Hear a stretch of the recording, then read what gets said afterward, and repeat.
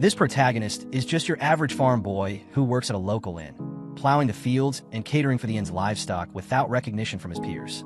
His life, however, takes a wild turn when an occult detective visits his inn to investigate a weird occurrence that happened some time ago.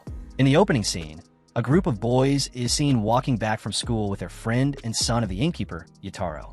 As they pass by the inn, the boys make jest of Yataro and Doratabo, the weird boy always plowing the fields near the inn before running off to their homes. Elsewhere, Detective Inugami Kohachi, who is making his way towards the inn, gets a flat tire right in the middle of nowhere. Luckily, the innkeeper was just returning from her outing. She stops near him and picks him up. On their way to the inn, she tells him all the horrible things happening with her livestock.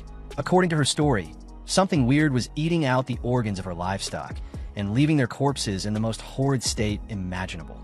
Inugami tells her he'll get to the bottom of things and sort them out in time. The duo gets to the inn, and Inugami settles into his room. After getting his stuff inside, his sight sees the fields and finds Doratabo working as hard as he can. He tries talking to him, but Doratabo doesn't give him too much face. Inugami ignores him and takes a bath in the in-house hot spring at the inn. Yataro stops by, introduces himself to their guest, and offers to wash his back for him. While at it, Yataro gets very chatty with Inugami, who just seems to be enjoying the treatment. Inugami asks about Doratabo, and Yataro badmouths him. Inugami suddenly gets interested in this weird man and immediately ends his bath.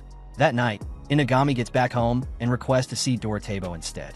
The next morning, the innkeeper makes sure Doratabo gets a full bath first before taking him to see Inugami. After cleaning himself up, Doratabo gets to see Inugami.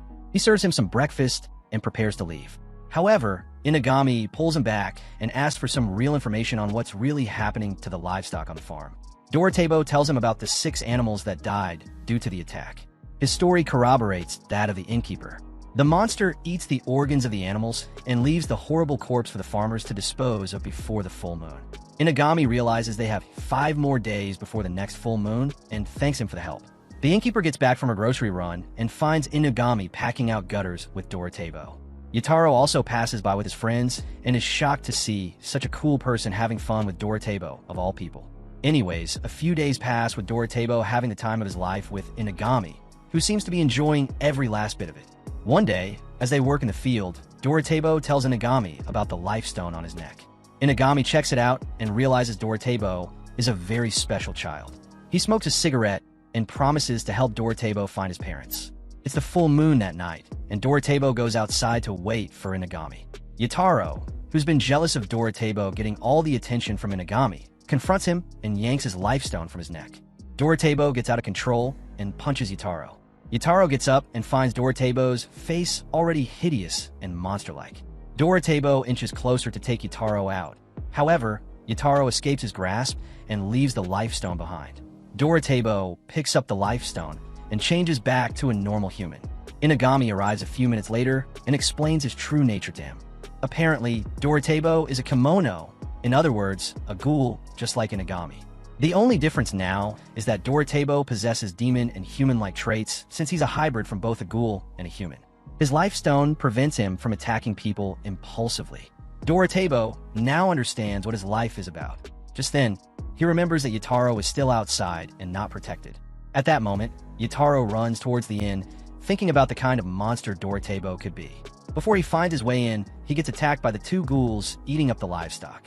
Luckily for him, Inugami and Doratabo arrive in time to kill them. Another, bigger ghoul attacks them, but Doratabo rips its head off its shoulders. With the monsters gone, Inugami and Doratabo carry an unconscious Yataro back to the inn. On the way, Doratabo realizes he can't really stay there anymore now that Yataro knows about his true form. They will pin all the occurrences on him. Inugami realizes something. Since he was called upon to kill Doratabo, he decides to go forward with it, knowing full well Doratabo wouldn't die completely. Doratabo accepts his fate, and Inugami kills him with permission to dispose of his body and takes him away from the inn. Doratabo comes back to life in Inugami's car and gets very surprised to be alive. Inugami explains to him ghouls don't die that easily and welcomes him to Tokyo. Inugami takes Doratabo back to his house and introduces him to his 2 teenage subordinates, Shiki and Akira. Doratabo introduces himself to Akira and Shiki by his real name, Kaban. After the necessary introductions, Inugami asks Kaban to work with him. Akira notices the weird smell coming off Kaban and asks her master why he smells that way. Inagami tells her Kaban is an immortal hybrid of a demon and a human, just like Shiki. Shiki gets the wrong vibe from Kaban and keeps talking down on him. He retires to his room for the night a while later, leaving Akira and the remaining guys in the living room. Kaban mistakes Akira for a girl and compliments his beauty. This rubs Akira the wrong way, and he runs away to his room, dejected and sad. Later in the night, Shiki eats pizza for dinner in front of Kaban. He lets Kaban know he doesn't like him one single bit. Still, Kaban refuses to react to his comments. He gives Kaban some pizza to eat for the first time and notices his reaction. Kaban, after eating the pizza slice, compliments the food and leaves Shiki smiling at him for the first time since they met. Shiki and Akira talk about Kaban before sleeping. While Akira is supportive of Kaban, Shiki suggests they bully him. The two talk for a little while, and Akira goes to sleep. Shiki gets up in the middle of the night and roams the house, stalking Kaban. He lays some of his deadly silk webs in the corridor and waits for someone to enter them. Kaban trips on one of Shiki's silk webs and gets stuck. Shiki approaches him and tries to bully him about his parents. Kaban ignores him and forces his way through the silk, injuring himself in the process. The following day, Kaban follows Inagami and the teens to a crime scene. Upon getting into the affected house, they find out that a mother and her kid are trapped in a room with a swarm of sand shirhu, 3 corpse bugs. These harmless little critters become harmful when someone of the right blood type is nearby. Inagami thinks about turning his body to steel and then infiltrating the bug house so he doesn't get eaten. However, it's too risky as it'll take a longer time to get his entire body transformed to steel. Shiki decides to shoot his sticky silk threads into the room and have the bugs attach themselves to them so they can be trapped. This doesn't work as the bugs shake themselves off the threads. As they wonder what to do, Kaban decides to get into the room himself and take the bugs out himself. Since immortal ghouls like him don't feel any pain, he should be fine. Kaban gets into the room and turns on the light bulb in the room, thereby banishing the bugs from the room. Inagami congratulates Kaban for helping take out the bugs with the victims' lives intact. Later in the day, the elder brother of the house thanks Inagami and his team for helping him save his mother. He then goes on to talk about his family's sob story, not leaving out how poor they are and how they have to steal things sometimes to survive. Inagami tells the boy to stay strong and work hard to keep his family up and running so he can be okay. After the boy leaves, Inagami officially welcomes Kaban to the team and even offers to pay him while he searches for his parents. At home, Shiki finally has a nice conversation about his family with Kaban. Apparently, Shiki's mother was a spider woman who mated with a human and gave birth to the hybrid Shiki. Kaban tells him although they are abandoned, he still has a feeling their parents are alive somewhere, just waiting on their return. Shiki gets grumpy again, but listens to Kaban's words this time. When they're done, he takes Kaban to his room to rest. In the meantime, Inagami receives a call from a lady and explains some things about Kaban and his lifestone to her. The following day, Inagami tells the teens to take Kaban to go see Inari, the kitsune kimono and superintendent of the police department. Shiki gets very annoyed as he hates Inari's guts. Akira, on the other hand, gets flustered and tells Kaban about all the wonderful places they could visit on their way to the police station. Before going, Inagami gives Kaban a good luck charm before letting them go. Elsewhere, Inari arrives at the police station and shows off her irresistible beauty to the men there. She gets full of herself as the men fall head over heels for her. The kids eventually get to the Shinjuku police station and approach the receptionist for an audience with Inari.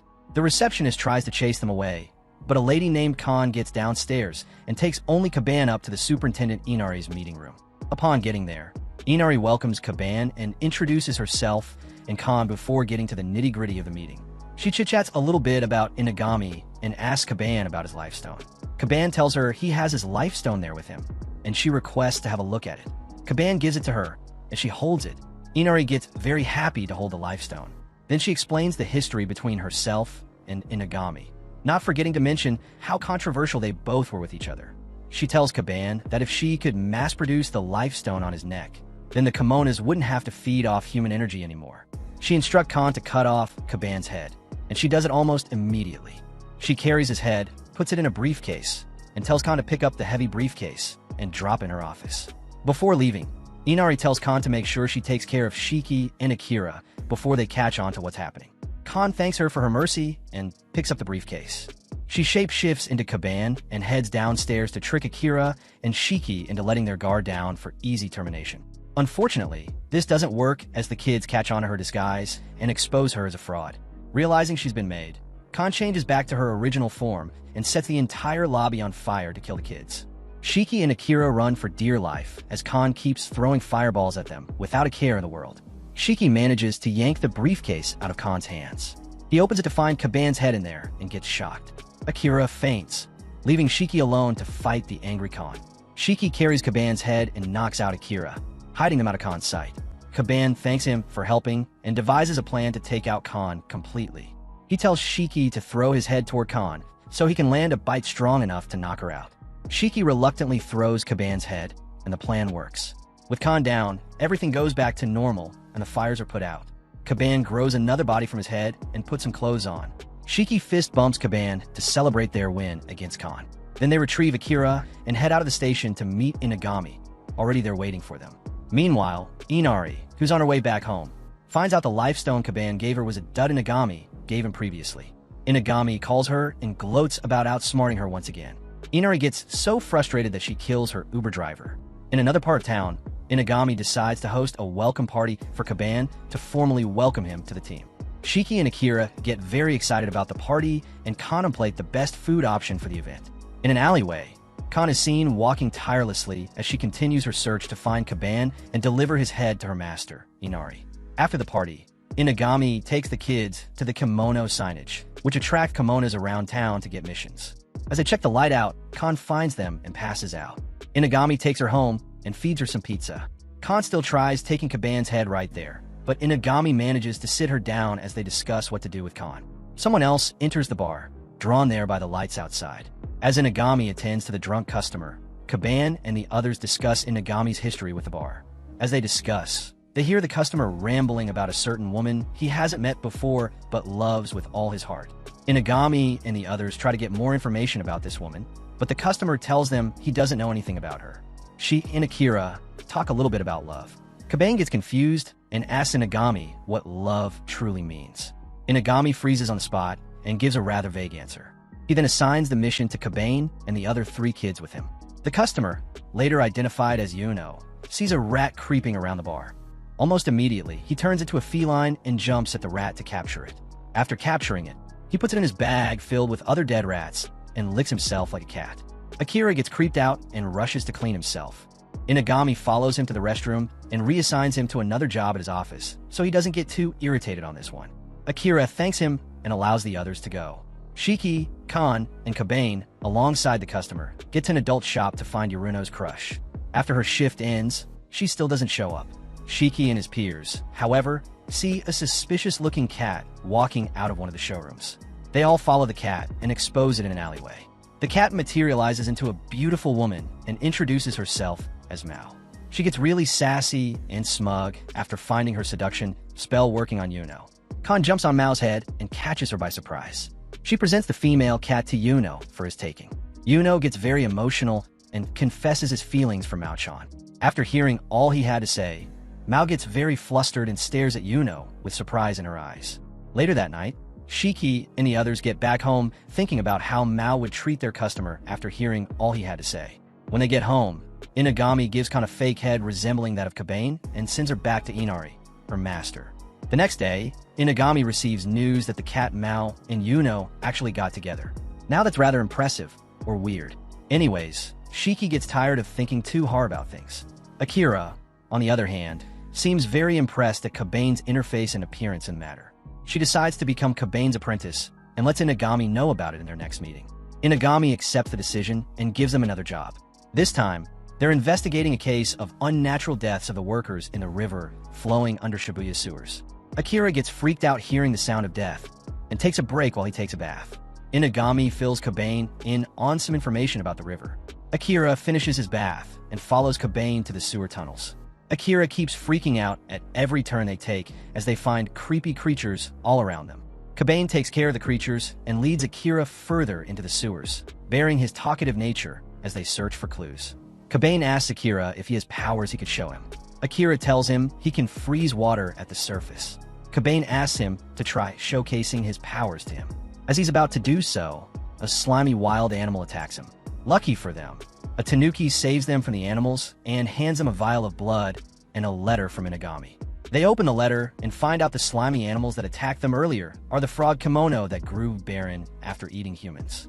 Now equipped with more information, Cobain and Akira pour the blood into the river beneath them and wait for the monsters to show. Soon, the frog kimono reacts to the blood in the water and attacks Cobain and Akira. The tanuki there helps fight some of the frogs. However, Akira gets too scared and cowers in a corner. With a little more motivation, he activates his power and freezes the frog kimono. The tanuki slips out of their sight to talk to the elder frog, who apologizes for his frog's uncanny behavior toward his people. It's then revealed that the tanuki is Inugami in his real kimono state. He accepts the elder frog's apology and heads back to his people, who seem to be busy taking pictures. It's another normal day in Tokyo, with Inugami and his team doing some thorough house cleaning. Cobain finds the secret door behind the hallway that Inugami warned him never to touch. He gets too close to the door and gets drawn into it for a few hours. When Inugami and the others find out he's missing, they search a little and find him in the room behind the forbidden door. There, they find Cobain serving the age-old vampire Kimono Mihai. Mihai introduces himself to the kids and appoints Cobain as his new slave. Inugami takes the kids back to the living room and tells them about Mihai's history. Apparently, Mihai is a vampire who acquired too much knowledge in his lifetime and became bored with life. As a result, he sought solitary confinement behind a computer. Inugami took him in to have a mutual agreement with him. While Mihai works the tech stuff, Inugami lets him stay in the house and feeds him. After hearing all this, Shiki still decides it's wrong to enslave Cobain against his will. Later that day, he teams up with Akira and confronts Mihai on his plan to keep Cobain as a slave. Mihai proposes they settle things the old-fashioned way. He challenges Shiki to an arm wrestling match. If Shiki wins, he will release Cobain. Otherwise, he gets to keep him. Shiki arm wrestles Mihai several times, but keeps getting defeated every single time. Cobain decides to try his luck. He uses all his strength to wrestle him, but still loses to the vampire. Following the matchup, Cobain hits the streets to buy some supper for the family. On his way back, he sits on an outdoor bench and thinks about progress. Just then, Khan falls from a tree above Cobain. Khan tells Cobain her sob story of how she was abandoned by Inari. Cobain challenges her to a fight and ends up beating her. Khan doesn't take the failure well, as she cries like a baby. Cobain pets her and picks her up. In the meantime, Mihai leaves his room to meet Inugami. Despite winning the match, Cobain still managed to break Mihai's hands, so he has up to a week or so until it heals. He asks to help out with Inugami's work. A few hours later, by nighttime, Cobain, still on the bench, wakes Khan up and asks her if she would like to stay with Inugami. Khan tells him she, a kitsune, can't live with a tanuki like Inugami. Cobain remembers he has to deliver dinner to the others, so he UPS and leaves and promises to get back to Khan when he's done. Upon getting home, Shiki, Akira, and Cobain find Mihai handling Inugami's computer. They ask for Inugami's whereabouts, but Mihai tells them he's attending to something else. Mihai takes the kids to a hot room to train before taking them on their next mission. This time, Shiki and his peers are to infiltrate a suspicious company named Bug Bite Electronic, whose higher-ups have been secretly killing their employees and passing the murders as suicides. Shiki uses his arachnid powers to find a way into the company. He uses his new ability and blends into his environment. There, he finds a small remote-controlled toy car Mihai owned. The toy car is to be his partner during the mission. While Akira and Cobain wait outside the company, Shiki find a room packed with dozens of overworked employees working tirelessly. One of them freaks out and rushes towards the corridor to meet the manager, Kaga. She sympathizes with him and takes him to a room where she exposes him to her fellow mosquito Kimono. Shiki follows them and watches the mosquito Kimono suck out a portion of the worker's brain before leaving him half alive to continue working. Mihai goes over to ask Inugami what the mosquito Kimono is all about. Inugami, who's locked behind Mihai's door, tells him the mosquito Kimono feeds on either organs, blood, or brains. However, since the company has a bad reputation for killing its workers, they decided to eat brains to keep them alive. Mihai gets bored and decides to switch things up a little. He makes noises in the corridor with his toy car and exposes Shiki. The girls check out the source of the noise. One of them senses something wrong, but then misleads the others, only to come back to Shiki and try to eat up his brains. Shiki freezes up after seeing the mosquito Kimono. Luckily for him, Mihai shocks the girl with his toy car until she passes out. Even after Mihai shocked the mosquito girl in front of him, Shiki still freezes up. Turns out he has PTSD from a traumatic event during his childhood that he couldn't remember. Meanwhile, Mihai hurries Kabane and Akira to find a way into the building and get to Shiki while there's still time. They find an entrance in the building's garage, but one of the Mosquito sisters blocks their way forward. In the meantime, Mihai, in his own way, speaks some words of encouragement to Shiki, telling him to get the hell up if he's going to survive. Still, Shiki remains frozen in place. Kabane and Akira take care of the Mosquito sister, blocking them earlier, and proceed further into the building. They also try their best to encourage Shiki to fight on. Mihai says more hurtful words and gives Shiki all the motivation he needs to fight back against the Mosquito sister, who already woke up from the shock. Shiki devises a plan and completely merges into the walls and ceiling. He spreads his scent everywhere in the room and lures the Mosquito kimono to amplify her vision. Once she does, she searches the entire room for Shiki, but doesn't find him. When she's already deep into his trap, Shiki shows his face and entraps the Mosquito lady in his web.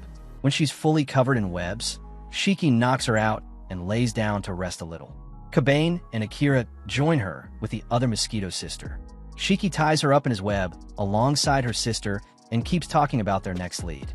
As they contemplate their next move, the elder sister and manager, Kaga, approaches them. She brings out her own suckers and sucks the brains out of her sister's heads. She then metamorphoses into a full Mosquito kimono and attacks the teens in front of her.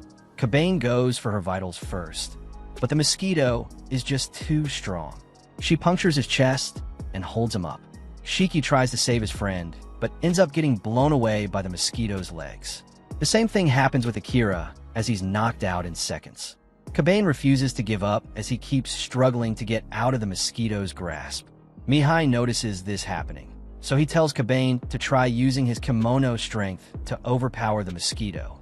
Kabane reaches into his inner self and rips Kaga's hands out of her body after accessing his kimono strength. Now that Kaga is incapacitated, Kabane looks to remove her legs, so she remains immobilized for a while. However, Inagami cuts in on the radio feed and tells him to leave the rest to Inari's team. Just as Kabane is about to protest Inagami's decision, a blonde dude who works for Inari and is named Nobimaru walks by to clean things up. He introduces himself and gets right to burning the Mosquito bodies to a crisp. In his words, he is getting rid of evidence. Once he's done, Nobimaru tells them to get right home and cater to their friends. Kabane thanks him for his help and starts waking his friends up. Before he goes, however, Nobimaru lets him in on a little secret. From the looks of things, Inari still hasn't given up on her search for Kabane's lifestone. Nobimaru was sent there to investigate his lifestone. Kabane thanks him and asks him why he would betray his master like that. Turns out Nobimaru hates Inari's guts. On getting home, Mihai tells them he had to give them such a tough mission, unlike Inagami's missions, so they'll grow. Inagami himself admits he's impressed by the way they handle the mission. Mihai retraces his steps to his hidden room and tells Inagami to expect him outside more often. By midnight, Kabane wakes up and listens to his colleagues' hearts. The next day, Kabane keeps following Shiki all around the house. After complaining, Kabane stops. He then remembers Khan, who was waiting for him by the bench from the previous day. Kabane rushes to the same bench and meets Khan there waiting for him. He tells her the truth. He forgot about their appointment and apologizes to her. Khan had caught some canned fish for both of them to eat, but since he was a no-show, they got spoiled. Shiki musters up enough courage to tell Inagami about his family. In a few days' time, Inagami drives the kids to Shiki's hometown to see his parents. Kabane and Akira are happy for Shiki, who is about to meet his family, but Shiki feels cringe from all the hearty comments his two colleagues had to say about his family. Akira asks if they would be seeing his cool uncle in town. Shiki tells her there's a chance they will. After a long drive, Inagami and the kids finally get to Shiki's hometown. Akira is flustered by all the beautiful things up for sale in the stalls around them. Inagami, on the other hand, leaves them to go find it and they can settle in. The kids check out a nearby bookstore and get to read fascinating stories. Kabane finds a storybook and reads out the amazing story of the poor kind man who got rich from his hospitality. The oddly realistic Shiki tells them it's an unrealistic story. He sees a little girl staring at him at the entrance and stares. Back at that moment, Inagami returns with Shiki's uncle, Tademary. Tademary reunites with his nephew and takes the lot down to the river. There, he reveals himself as a folklorist and tells them the truth about Shiki's mother. Tademary tells Shiki he knows his mother is a kimono. As for the rest of the news, Tademary asks for some privacy from even us, the viewers, and reveals the rest of the truth only to Shiki. A while later, Shiki returns to his people and tells them both his parents are dead. However, instead of having the feeling of grief and letting the tears flow, Shiki keeps a true face and forces himself to be normal. Inugami asks after Tademari and goes over to join him while the kids get to the inn. While in the inn's bathhouse, Nobimaru joins all the boys stark naked and in his kimono mode as a kitsune kimono. Nobimaru advises them to explore the natural features of the town after bathing. Later that night, everyone gets to the river to see the beautiful fireflies. Nobimaru apologizes for intruding on their affairs and congratulates Kabane for the weirdest reason. Kabane leaves him to himself and joins Shiki, who is busy staring at a big tree. He stares hard at the tree and recognizes a path he used to pass through when he was younger. He retraces his steps and rushes toward the end of the path and finds the house which terrified him several years back. Shiki approaches the house in the dark and opens the door. It was then he remembered his trauma again. Apparently, that was the house where he found his mother as she was being eaten alive by the monster that killed her. While he lies down scared, Nobimaru and Kabane catch up to him and talk about the healing silk causing a problem in the kimono community. Inari had noticed this and blacklisted someone named Tadamaru, who was only to profit greedily from the qualities of the healing silk. In the meantime, Inugami visits Tadamaru to have a discussion with him. Shiki suddenly remembers who hit his head after finding out about the horrible incident that happened to his mother. So, it turns out Tadamaru murdered Shiki's mother, who was a natural producer of the healing silk. From his greed, Tadamaru decided to take all the silk for himself, so he took her out. Shiki decides to make his uncle pay for what he does. Kabane and Nobimaru promise to help him take such a filthy person on a walk through the forest. Inugami asks Tadamaru to explain what really happened back then and how he got to know about the gold web treasures. So, after Shiki's dad died, Tadamaru tricked Shiki's mother, Kumi, to undergo a series of inhumane tests just so they could artificially produce the golden silk. Unfortunately, after some tests, Kumi died and Shiki was there to witness it. Tadamaru admits he feels no remorse about it and was only focused on perfecting the silk and becoming the most remarkable man in the world. Inugami already got all the information he needed, so he asked Shiki to come out of his hiding place and pass judgment.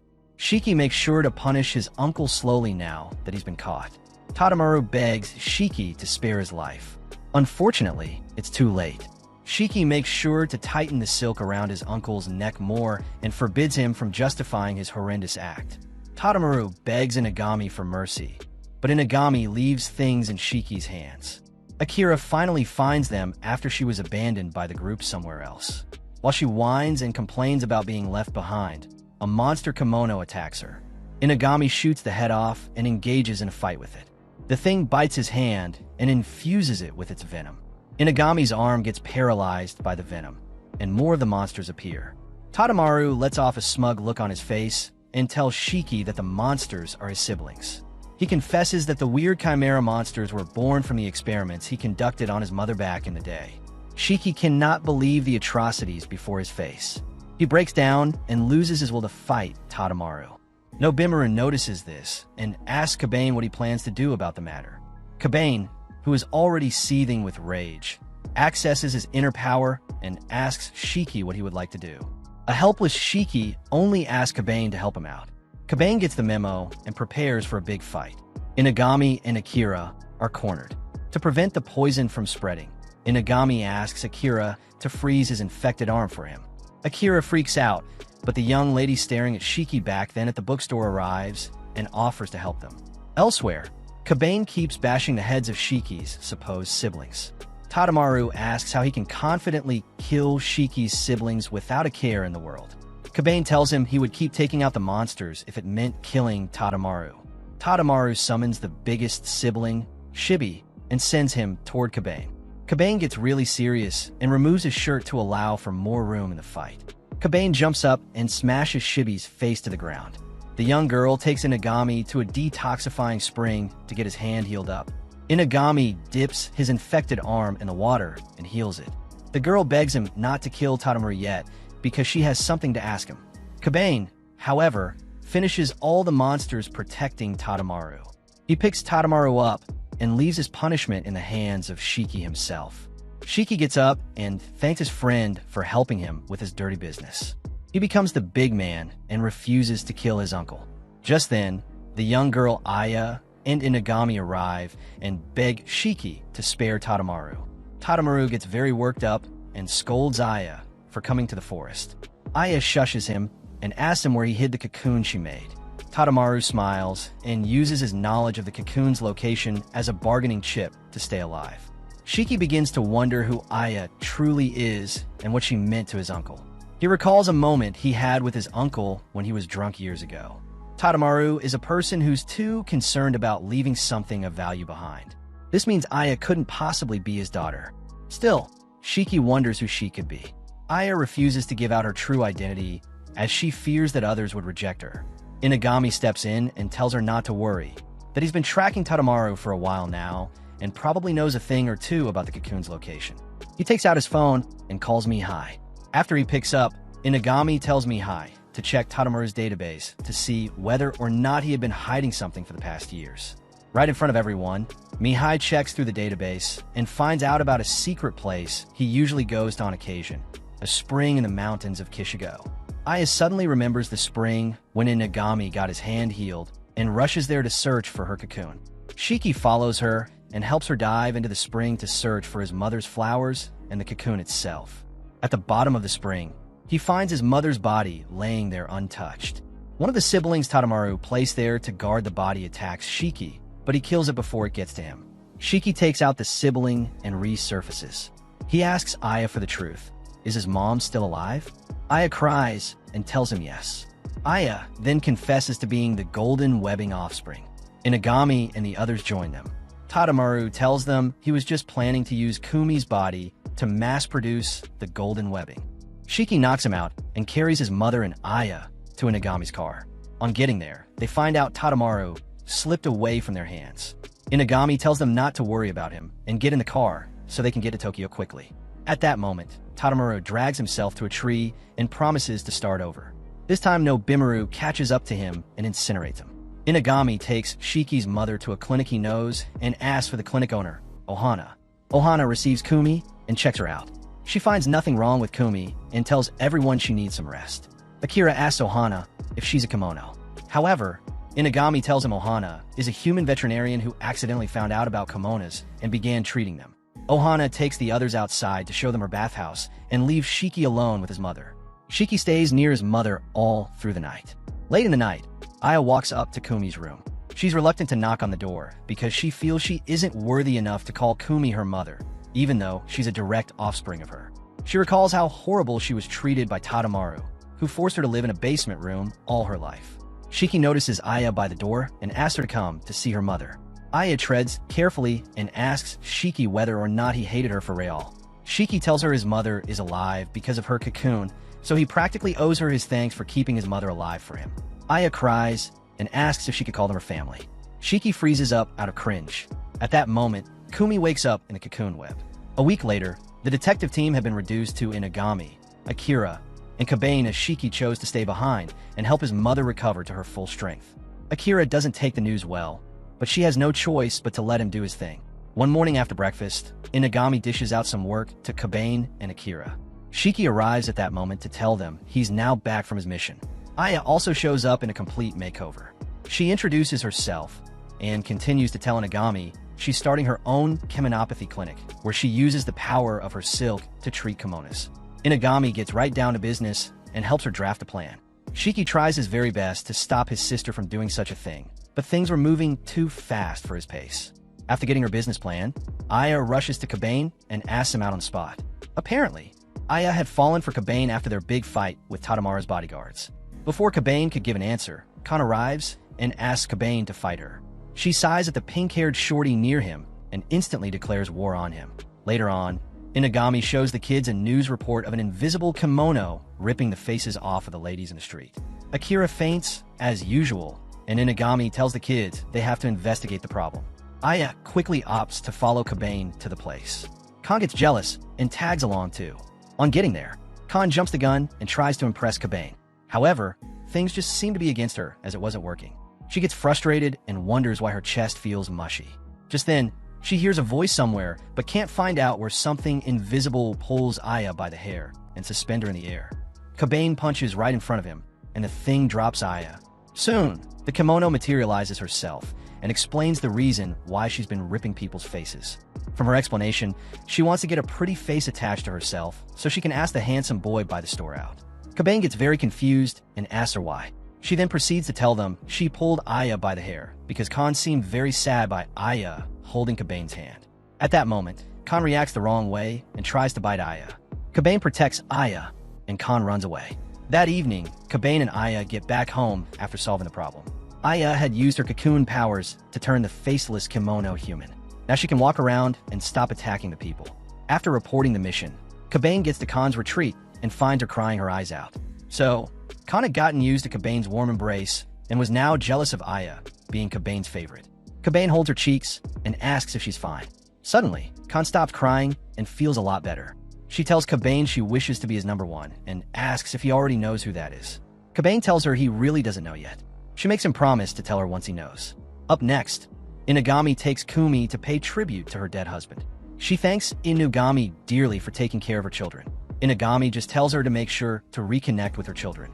Khan visits Cobain and finds Aya flocking near him. She gets into a fight with Aya over Cobain.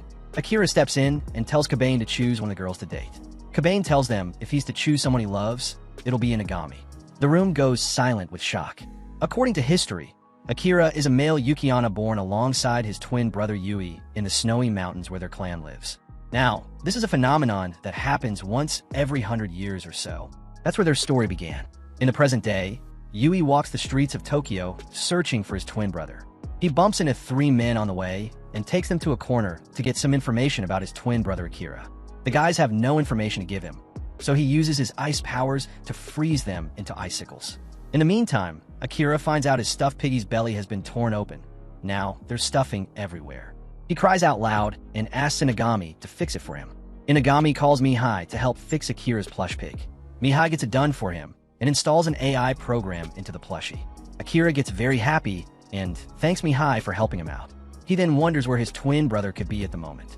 He recalls the good times he had with his twin brother, Yui. One time, when they were younger, Akira and Yui took a stroll in a snowstorm. They were caught by their village elder, his son, and thrown back inside. So, it happens that the village kept very close eyes on the boys, seeing as it was an abomination for boys to be born in the village. Yui and Akira never knew their parents and were forced to live behind doors and survive on their own. Inugami returns home that night with some beach sand. He tasks the kids with searching for a person's ashes from the bags of sand. To find the ashes, Akira gets clumsy and falls on the bag. When it's time for supper, Akira cooks some cold noodles for the boys. As time passes, Akira keeps acting like a klutz as he keeps making messes all around the house. Eventually, Akira gets tired of being the problem and leaves the house. Now that he's homeless, Akira finds out he's broke and wanders the streets searching for a place to live. He finds his twin brother by chance on the streets and reunites with him. There's a flashback to their younger days when Yui and Akira promised each other to visit Tokyo one day and live good lives there. Akira follows his brother to an ice cream shop to get some crepes and ice cream. Yui rejects the crepe and gives it to Akira. Meanwhile, the boys get the day off as there's no case for them solved. He asks Kaban what he thinks about Akira. Kaban tells him although Akira is a klutz, he still misses him. Inugami dismisses him, and Kaban joins Shiki on the couch. There, they think about calling Akira back to the house, but Shiki would rather not. By nightfall, Yui takes Akira to a plain field in the forest. He asks his twin brother where he would like to live, and Akira tells him he always wanted to stay in a nice castle. Just then, Yui uses his incredible ice powers and builds an ice castle. Akira gets very happy at the prettiness of the castle and takes some pictures of the house. Yui seizes his phone and locks him in a room in the castle, then walks out and leaves the castle. Shiki and Kaban continue life without Akira. They try cooking up some beef stew, but end up burning it to char. Shiki secretly misses Akira, but refuses to show it. He decides to eat the burnt stew like that, and sends Kaban to go buy his own dinner. After Kaban is gone, Shiki tries to do some dishes. He ends up getting so angry and breaks one of the plates. Kaban returns shortly and tells Shiki they have to find Akira no matter what. They don't know where to start, but then Inugami checks Akira's social media.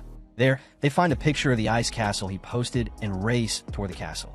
There, they find some reporters already outside and ready to interview the owner of the ice castle.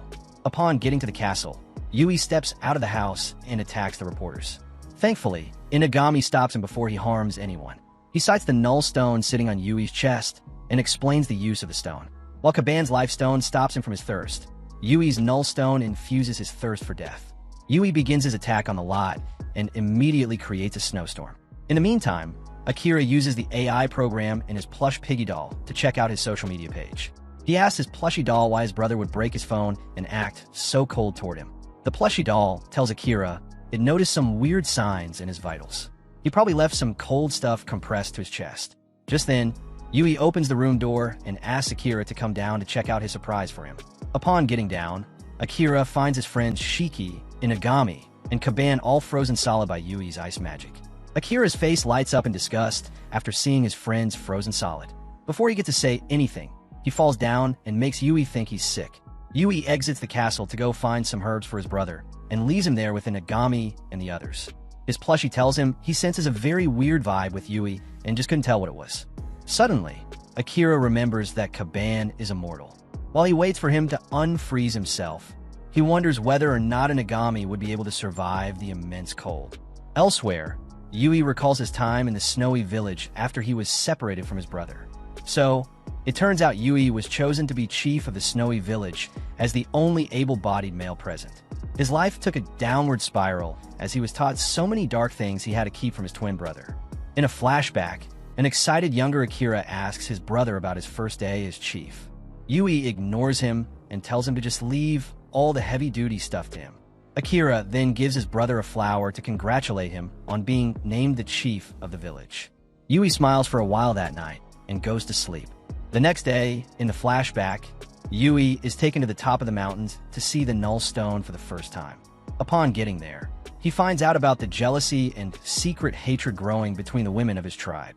Growing up without a female sibling, Yui had little knowledge about them, so he began to resent his village women as jealousy and envy were becoming too much for him.